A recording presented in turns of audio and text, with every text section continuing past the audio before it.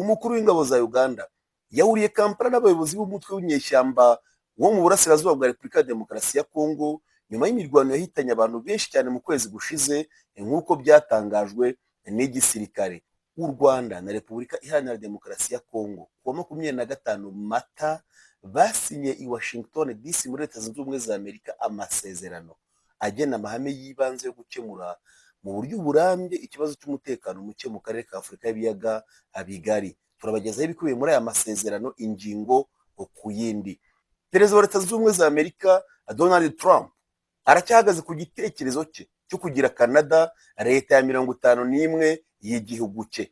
Turagaruka kandi ku bihe by'ingenzi byaranze ishingurwa rya Papa Francis, umushumba utashye ashimwa n'igihugu cy'u Rwanda. Imihango y'ishingurwa rya Papa yatumye habaho ikiganiro hagati ya perezida wa Leta Zunze Ubumwe za Amerika Donald Trump na Zelensky wa Ukraine. Turagaruka kandi ku byo baganiriye bagasoza Trump anenga cyane Vladimir Putin w'Uburusiya. Resitora iherereye mu mujyi wa Kigali yaje muri resitora 25 nziza ku isi ku rutonde rwitwa Hot List rwakozwe na Condé Nast Traveler, ikinyamakuru gikunze kwandika ku nkuru z'ubukerarugendo. Umugaba mukuru w'ingabo za Uganda General Muhoozi Kainerugaba yatangaje ko hagiye gutangira kubakwa inzu y'imyidagaduro izwi nka Arena iherereye ahazwi nka Rugogo Cricket Oval mu mujyi wa Kampala. Muri Malawi abacuruzi ngo bararira nk'uduhinja bitewe n'igihombo cyatewe no kwangirwa kwinjiza ibicuruzwa byabo muri Tanzania. Abarwanyi ba RSF muri Sudani batangaje ko bashyizeho guverinoma yabo ku munsi wo kwizihiza imyaka 2 y'intambara ikaze barwana n'ingabo za Sudani, intambara imaze guhitana ibihumbi n'ibihumbi by'abantu no kwimura abarenga miliyoni. Ngewe nitwa Emi, kumba nayo ndenani kanda kuri subscribe, like and share. Nazali nerekete bino nyoso obozali malamu. Niba ari gukurikira ibiganiro byacu koma na commentaire yebisa biso esike ozali ndenge butuye bimi to pesa biso makanisi ndenge toka ikotombola isaha yawe TV. U Rwanda rwasinye amasezerano na Repubulika ya Demokarasi ya Kongo. Aya masezerano yasinywe na Minisitiri w'Ububanyi n'Amahanga n'Ubutwererane w'u Rwanda Ambasaderi Olivier Nduhungirehe ndetse na Therese Kayikwamba Wagner wa Repubulika ya Demokarasi ya Kongo. Mugenzi wabo wa Amerika Marco Rubio akaba yari umuhuza. Na amasezerano ibihugu bitatu bigaragaza ko agiye kuba intangiriro yo gukemura impamvu muzi z'umutekano muke, agira uruhare rukomeye cyane mu iterambere ry'ubukungu bw'akarere binyuze mu mishinga itandukanye ihuriweho. Minisitiri Nduhungirehe yavuze ko u Rwanda, Repubulika ya Demokarasi ya Kongo na Amerika bihuriye ku ntego yo kugera ku masezerano y'amahoro vuba cyane, ariko ko bidasaba inzira y'ubusamo ahubwo ko hakenewe imbaraga kugira ngo bigerweho. Yagize ati intego duhuriyeho ni ukugera ku masezerano y'amahoro afatika vuba bishoboka, ariko nta nzira z'ubusamo cyangwa guhutiraho, kandi dukwiye gushyiramo imbaraga kugira ngo tubigereho. U Rwanda rufite ubushake kandi twiteguye gukomeza gukorana n'abafatanyabikorwa bose bari muri iyi gahunda kugira ngo itange umusaruro.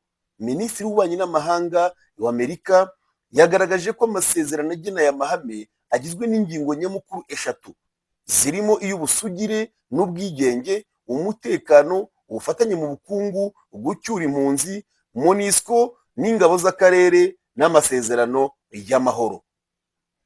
Hatanzwe ibisobanuro birebana na buri ngingo nk'uko tugiye kubibagaragariza muri iyi nkuru. Ibijyanye n'ubwigenge, ubusugire bw'ubutaka n'imiyoborere, u Rwanda na Repubulika ya Demokarasi ya Kongo byemeranyije kubaha ubwigenge n'ubusugire bw'ubutaka bwa buri ruhande no guharura inzira yo gukemura amakimbirane mu mahoro ishingiye kuri diplomasi n'ibiganiro aho kwifashisha imbaraga n'imvugo zibihanganisha.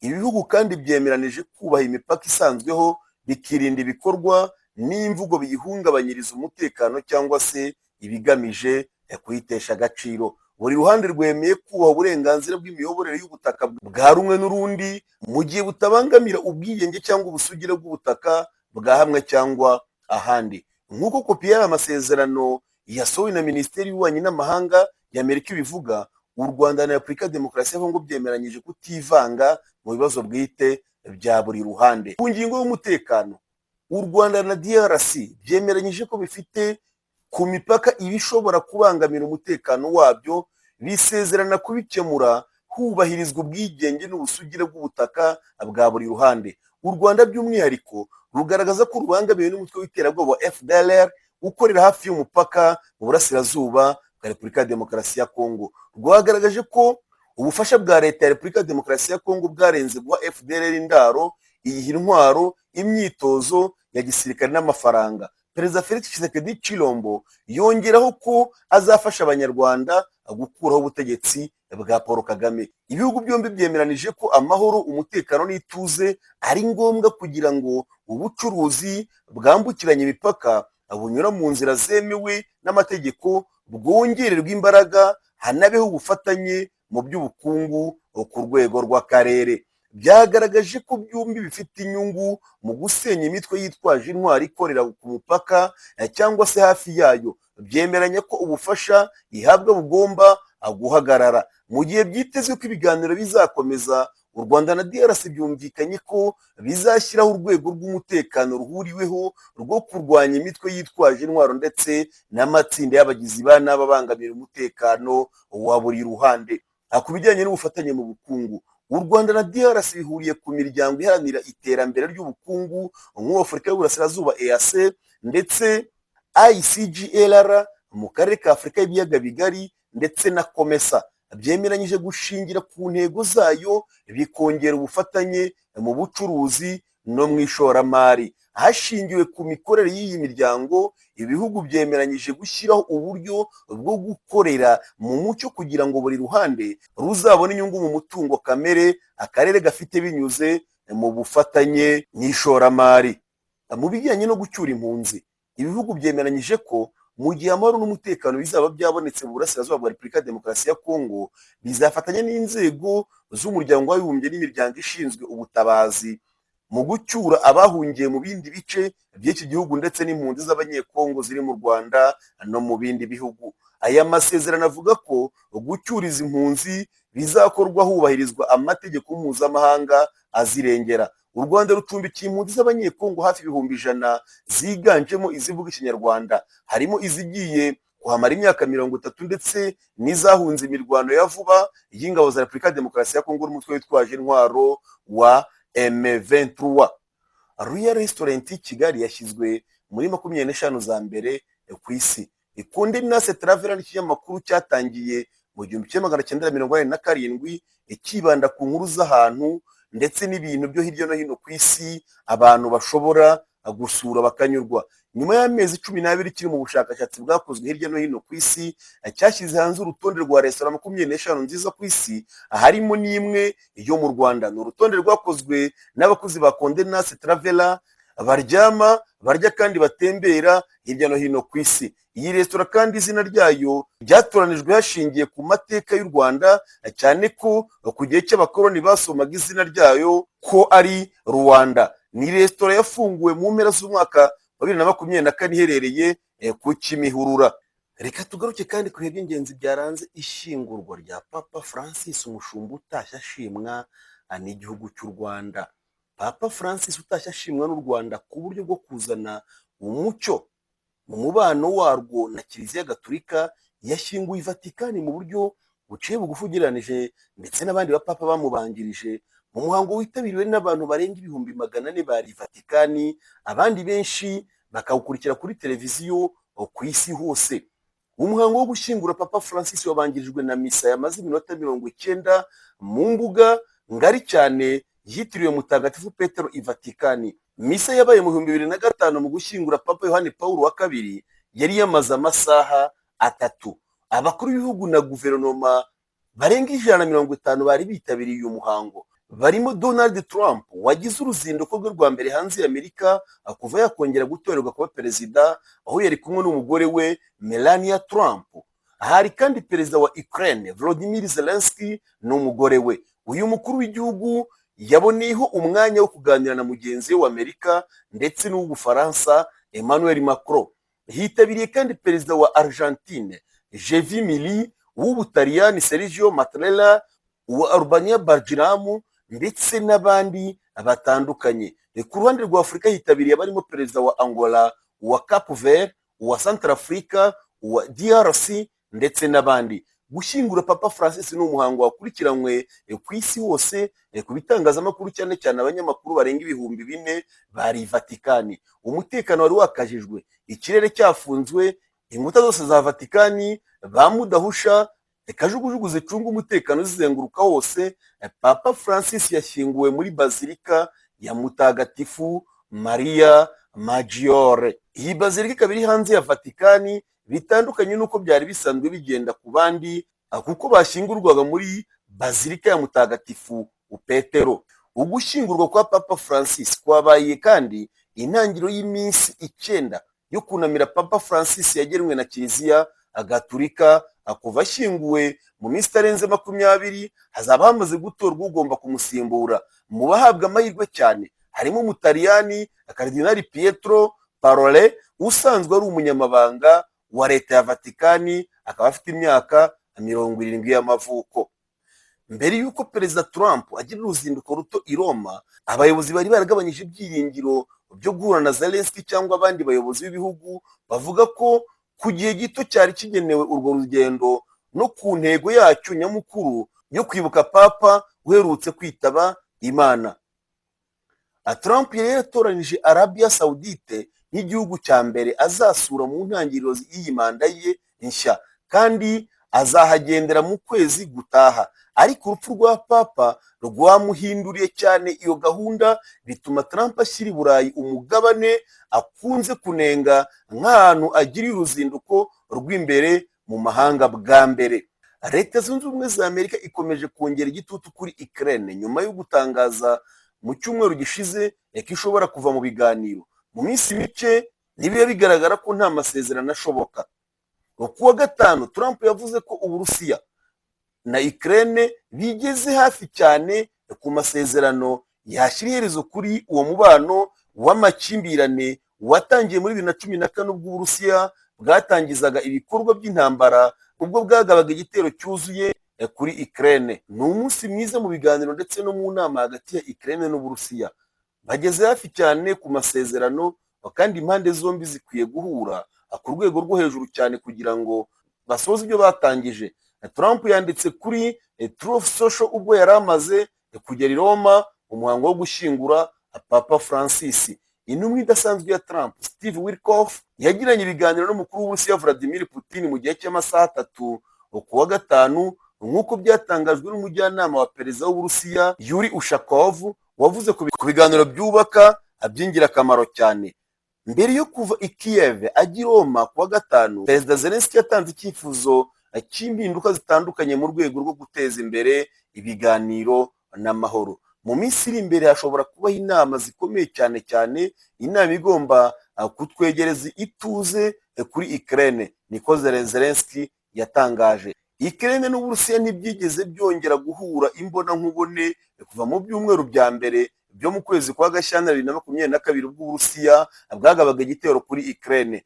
Perezida wa Leta Zunze Ubumwe za Amerika Donald Trump akaba yabajije niba perezida w'Uburusiya Vladimir Putin koko ashaka amasezerano y'amahoro, nyuma yaho ahuriye na perezida wa Ukraine Volodymyr Zelensky i Vatikani mu minota mike cyane mbere y'uko batangira imihango yo gushyingura Papa Francis ku wa gatandatu. Uyu munsi wa gatandatu wari ubwa mbere Trump na Zelensky bahuye imbona nkubone kuva inama yabereye muri White House mu kwezi kwa Gashyantare yahindutse igikuba, aho Trump n'abandi bayobozi ba Amerika banenze Zelensky ku mugaragaro bamushinja kutagaragaza icyubahiro gihagije ku nkunga ya Amerika imuha, ndetse baranahagarika igihe gito iyoherezwa ry'intwaro n'itangwa ry'amakuru y'ubutasi.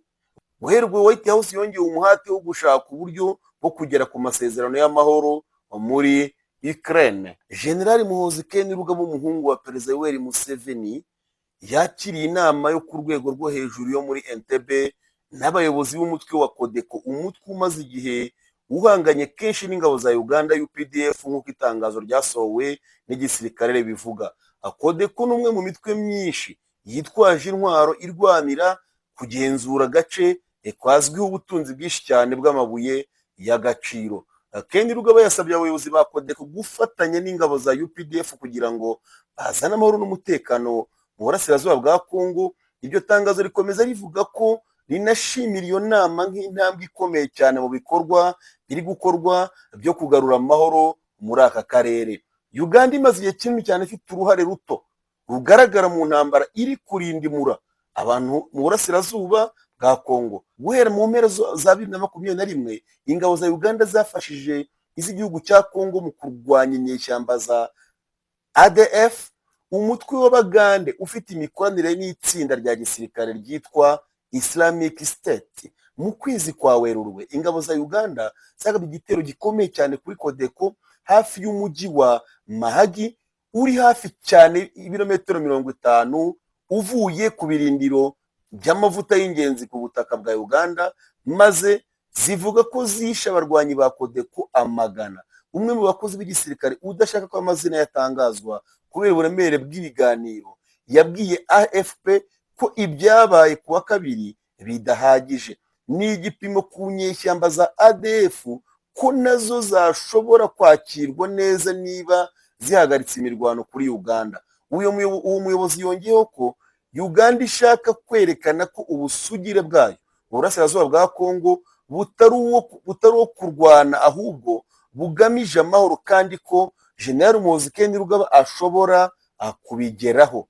Reka dusimbukire muri Malawi. Mu gihe BBC dukesha aya makuru yasuraga umujyi wa Karoga muri Malawi, abacuruzi benshi muri bo hari higanjemo abagore bavuze ko bagishenguwe cyane no kubona toni nyinshi z'ibicuruzwa byabo bipfa bikangirika buhoro buhoro kugeza aho bijugunywe nyuma yo kwangirwa kwinjira muri Tanzania. Umwe yagize ati, igihombo nagize ni kinini cyane ku buryo ubu nakibasha kujya kugura ibindi bicuruzwa ndetse sinzi n'ukuntu nzabasha kurera abana banje. Ariko abacuruzi ba Tanzania nabo ntibabivuyemo amahoro. Kuwa gatandatu Minisitiri w'Ubuhinzi wa Tanzania yashyize hanze amashusho yo ku mbuga nkoranyambaga agaragaza imodoka yuzuye imineke yapfubye nyuma yo kwangirwa kwinjira muri Malawi. No mu minsi yashize toni nyinshi z'inyama zaturutse muri Tanzania nazo zapfuye mu mupaka nyuma yo kwangirwa kwinjira muri Malawi. Abacuruzi bo muri Malawi nka Jennifer Chami bavuze ko bakundaga guhaha ibicuruzwa by'ubuhinzi muri Tanzania kuko byaboroheraga cyane kubibona kandi bikaba bihendutse. Ibicuruzwa byaturukaga muri Tanzania bikaba ari ibicuruzwa binini kandi bigurishwa neza cyane ku isoko, kandi ibiciro byabyo byari byiza. Ibicuruzwa byacu birahenda cyane, ntacyo nabikoraho. Sinshoboye guhangana n'abafite ubushobozi banafite ibikoresho byabo ndetse kandi akaba bafite imbaraga zihanitse. Simbishoboye rwose. Ibintu byatangarije BBC. Bavuze ko ibicuruzwa bya Tanzania cyane cyane ibirayi byari binini cyane kandi bifite ireme riruta iby'iryo muri Malawi. Hari n'abandi bavuze ko abakiriya babo bakundaga cyane ibitoki byo muri Tanzania kurusha ibya Malawi, bakavuga ko ibitoki bya Tanzania biryoshye cyane mu gihe ibyo muri Malawi ko bifite texture ishaririye kandi bikaba bituje cyane. Dusubiye muri Sudani. Muri Sudani abarwanyi ba RSF batangaje leta yabo ku isabukuru y'imyaka 2 y'intambara n'ingabo za leta. Abarwanyi ba RSF muri Sudani batangaje ko bashyizeho guverinoma yabo ku munsi wo kwizihiza imyaka 2 y'intambara ikaze cyane barwana n'ingabo za Sudani, intambara imaze guhitana ibihumbi n'ibihumbi by'abantu ndetse no kwimura abarenga miliyoni. Umuyobozi wa RSF Mohamed Hamdan Dagalo yatangaje kuwa kabiri ko we nabo bafatanyije bahisemo inzira itandukanye cyane, kandi batangaje ishyirwaho rya guverinoma y'amahoro y'ubumwe, avuga ko igizwe n'impuzamashyaka ya gisivile. Turi kubaka ejo hazaza hasobanutse ku gihugu cya Sudani. Nibyo yongeyeho, kandi uyu nguyu akaba ashinjwa ibyaha by'itsembabwoko. RSF yatangiye kugerageza gushyiraho guverinoma yayo mu bice ikontorora cyane kuva muri Gashyantare. Icyo gihe isinyana amasezerano n'amatsinda ya politike n'andi matsinda yitwaje intwaro ashyigikiye iyi RSF. Kuva muri Mata 2023 uyu Dagalo Abdel Fattah al-Burhan uyoboye SAF banze ibiganiro mpuzamahanga bigamije kubahuza, ahubwo bakomeje kurwanira ubutegetsi. Abagabo bombi kandi bari mu bayobozi bakomeye cyane ba Sudani bafatanyije guhirika Perezida Omar al-Bashir muri 2019, ndetse nyuma banagize uruhare rukomeye cyane mu ihirikwa rya leta ya gisivile muri 2021, kutumvikana ku buryo bwo guhagarara no kugarura ubutegetsi bwa gisivile nyuma yo gukuraho al-Bashir nibyo byateje intambara iri kwangiza cyane igihugu cya Sudani. Itangazo rya RSF ryo gutangiza guverinoma yabo rihuriranye n'intambara ikomeye cyane yateguwe n'Ubwongereza, Ubudage, Ubufaransa, Umuryango wa Afurika yunze ubumwe ndetse n'Umuryango w'Ubumwe bw'Uburayi, igamije gushaka ibisubizo by'iyi intambara. Mu byumweru bishize imirwano yari ikomeje kwiyongera cyane hagati y'impande zombi, aho ingabo za leta zirimo kugerageza kwisubiza ibice byari byarafashwe na RSF. Ukwezi gushize ingabo za SAF zafashe umurwa mukuru wa Khartoum, ndetse RSF ihungira mu tundi duce. Bikaba ari kimwe mu bihombo bikomeye cyane RSF yagize kuva intambara yatangira. Perezida wa Leta Zunze Ubumwe za Amerika Donald Trump yatangiye kugaragaza ko yifuza kongera Canada kuri leta 51 zigize Amerika ubwo yatorerwaga kuyobora iki gihugu mu Gushyingo 2024. Byageze avuga ko Justin Trudeau wahoze ari minisitiri w'intebe wa Canada ari guverineri, izina rihabwa abayobozi ba leta bo muri Amerika. Mu kiganiro n'ikinyamakuru Time, Trump yabajijwe niba atarabeshyaga ubwo yagaragazaga ko yifuza kongera Canada muri leta zigize Amerika, asubiza ko ahubwo gahunda ye ikomeje. Trump yasobanuye ko Amerika iha Canada ubufasha bwa miliyari ziri hagati ya 200 na 250 z'amadolari ku mwaka mu rwego rwo gukuraho iki gihombo. Iki gihugu gikwiye kwemera kuba leta ya 51 ya Leta Zunze Ubumwe za Amerika. Ati, ntabwo ndi gutebya, Canada ni dosiye nini cyane, duhombera miliyari kuva kuri 200 kugeza kuri 300 z'amadolari mu mwaka mu gufasha Canada. Rero nabajije umugabo nise Guverineri Trudeau nti kubera iki mwumva ko dukwiye guhomba amafaranga menshi tutabafasha mutekereza uko bikwiye? Uyu mukuru w'igihugu yasobanuye ko ubwo yabazaga Trudeau iki kibazo atigeze amusubiza. Ati, ntabwo yashoboye kunsubiza, ariko kwita kuri Canada bidutwara arenga miliyari 200 z'amadolari ku mwaka. Twita ku gisirikare cyabo, twita ku buzima bwabo mu buryo bwose. Trump yavuze ko Amerika idakeneye ko Canada iyikorera imodoka kuko ishaka kwikorera izayo, kandi ngo ntikeneye ibikoresho bitunganyije mu mbaho biva muri iki gihugu cyangwa se ingufu ziturukayo. Ati, nta ngufu zabo dukeneye, ntacyo dukeneye kuri Canada, kandi navuga ko uburyo bwonyine bwagira icyo butanga ari uko Canada yahinduka leta imwe muri leta za Amerika. Tariki ya 24 Mata, Minisitiri w'Intebe mushya wa Canada Mark Carney yatangaje ko tariki ya 28 Werurwe Trump yamuvugishije ku murongo wa telefone amumenyesha ko agikeneye ko iki gihugu cyaba leta ya 51 ya Amerika. Minisitiri w'Intebe mushya wa Canada yavuze ko nk'uko yabivugiye mu biganiro byo mu muhezo no mu ruhame, inzozi zo kugira igihugu cyabo leta ya 51 ya Amerika zitazashoboka. Trump yashimangiye ko ashaka kongera umuyoboro wa Panama n'ikirwa cya Greenland mu gihugu cye, asobanura ko byakorwa mu rwego rwo kugira ngo babashe kubungabunga umutekano w'igihugu ku rwego mpuzamahanga. Umunyamakuru yabajije Trump niba yifuza kwibuka nka perezida wayoboye Amerika yagutse, asubiza ko ibyo atari byo bimuraje ishinga. Atugarutse mu karere k'ibiyaga bigari, mu butumwa Jenerali Muhoozi yatambukije kuri Twitter cyangwa se ku rukuta rwa X, yavuze ko bakeneye kubaka inyubako. Iyo nyubako bizubakwa na kompanyi yo muri Turukiya aho yitwa Suma Construction Company, isanzwe izwi mu kubaka inyubako nk'izi cyane nk'iza Dakar Arena, BK Arena ndetse na BK Arena yo mu Rwanda. Uyu mwanzuro waje nyuma y'uko abahanzi batandukanye barimo Azwi bifashishije imbuga nkoranyambaga basaba guverinoma kubaka inzu y'imyidagaduro ijyanye n'igihe. Azawi kandi yabaye umwe mu bahanzi bashyize igitutu cyane ku bayobozi ashingiye ku bunararibonye yakuye mu Rwanda ubwo yitabiraga igitaramo cy'umuhanzi w'icyamamare John Legend.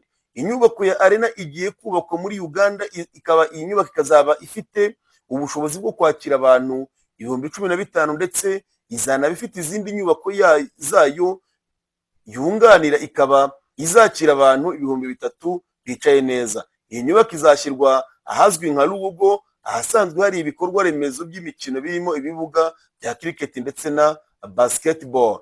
Jenerali Muhoozi yigeze kuvuga ko iki gikorwa ari igice cy'isezerano yageneye urubyiruko rwa Uganda nyuma y'uruzinduko yagiriye mu Rwanda muri Nzeri 2023. Yagize ati iki ni kimwe mu byo twasezeranije urubyiruko rwacu. Uganda ikeneye inzu y'imyidagaduro n'imikino vuba bishoboka, izaba ari imwe mu zihambaye cyane muri Afurika y'Uburasirazuba kandi bizaba nta kabuza. Uganda yaherukaga gusinya amasezerano na Suma Construction kwa 20 Nzeri 2023 agamije kubakira inzu ebyiri y'imyidagaduro n'imikino mu rwego rwo guteza imbere impano z'urubyiruko n'ubukerarugendo bushingiye ku mikino. Azawi amazina y'inyakuri akaba ari Priscilla Zawedi, n'umwe mu bahanzi b'amahanga mu njyana ya Afrobeat muri Uganda. Azwi cyane ku ndirimbo zagiye zikundwa cyane nka Repeat It, Love It ndetse n'izindi. Ku myaka 28 uyu muhanzi abarizwa muri Zwang Avenue, imwe mu nzu zitunganya umuziki zikomeye cyane muri Uganda. Muri Gashyantare 2025 ubwo yitabiraga igitaramo cya John Legend muri BK Arena i Kigali, Azawi yavuze ko yatangajwe n'uburyo iyi nyubako iteguye neza cyane ku buryo ifasha abahanzi n'abafana bakagira ibihe byiza. Urebye ibitaramo byinshi bikomeye cyane muri Uganda bikunze kubera mu mbuga zisanzwe nkazwi nka Cricket Oval, aho abahanzi akenshi bahura n'imbogamizi zirimo imvura n'ibura ry'ibikoresho bijyanye n'igihe. Ibi nibyo byatumye asaba guverinoma yo gutekereza kubaka inyubako ya arena yihariye ku bitaramo n'imyidagaduro kugira ngo abafite impano n'abakunzi b'imyidagaduro bazajye bahurira ahantu heza cyane kandi hatekanye. Kanda kuri subscribe, like and share kugira ngo n'ibindi biganiro dutanga bijye bikugeraho ku gihe. Nazali nekete bino nyoso bozali malamu komana commentaire yebisa biso seka ozali ndenge butebimi topesa biso makanisi ya ndenge tokwe kutombola isaha yawe TV. Your time. Isaha yawe.